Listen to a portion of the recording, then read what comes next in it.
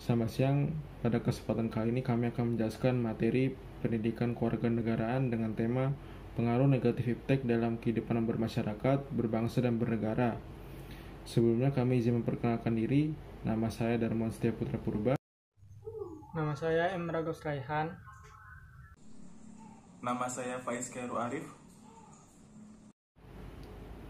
Pada kesempatan kali ini, kami akan mempresentasikan pengaruh negatif iptek dalam 4 aspek, yaitu yang pertama aspek politik, yang kedua aspek ekonomi, yang ketiga aspek sosial budaya, dan yang terakhir aspek hukum, pertahanan, dan keamanan. Langsung saja kita masuk ke pembahasan yang pertama.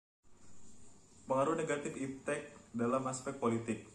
Kemajuan iptek melalui globalisasi untuk sementara telah mampu meyakinkan sebagian masyarakat Indonesia bahwa liberalisme dapat membawa manusia ke arah kemajuan dan kemakmuran. Hal ini akan mempengaruhi pikiran mereka untuk berpaling dari ideologi Pancasila dan mencari alternatif ideologi lain seperti halnya liberalisme. Nilai-nilai yang dibawa iptek seperti keterbukaan, kebebasan, dan demokratis tidak menutup kemungkinan akan disalahartikan oleh masyarakat Indonesia. Akibatnya, hal tersebut terjadi akan menimbulkan terganggunya stabilitas politik nasional. Pengaruh negatif lainnya dari kemajuan iptek yang mesti diwaspadai adalah munculnya gerakan-gerakan radikalisme dan terorisme. Para pelaku gerakan tersebut pada umumnya merupakan orang-orang yang terampil dalam memanfaatkan teknologi. Tidak jarang di antara mereka mempunyai keterampilan dalam merakit senjata, merakit bom, dan lain sebagainya. Hanya sayangnya keterampilan mereka tersebut digunakan untuk mengganggu keamanan negara sehingga stabilitas negara akan terancam. B. Aspek ekonomi. Pengaruh negatif kemajuan iptek di aspek ekonomi sebagai berikut.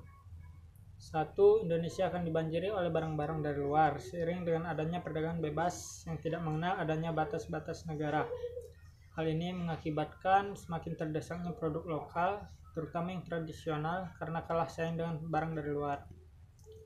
Yang kedua, perekonomian negara akan dikuasai oleh pihak asing, seiring dengan makin mudahnya orang asing menanamkan modalnya di Indonesia, yang akhirnya mereka dapat mendikte atau menekan pemerintahan atau bangsa kita.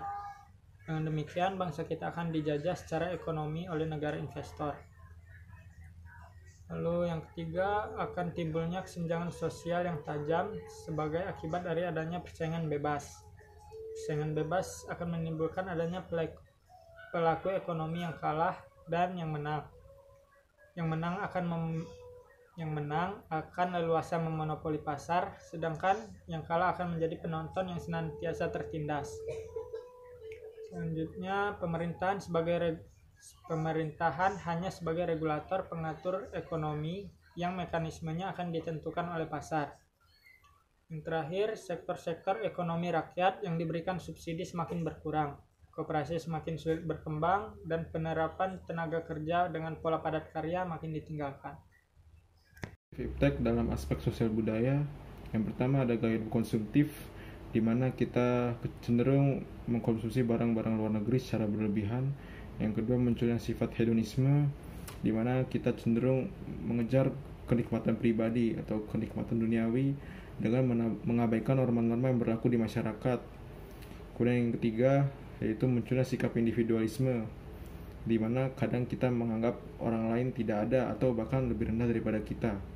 Contohnya kita menghardik orang miskin atau meremehkan pekerjaan seperti tukang sapu, satpam, dan lain-lain.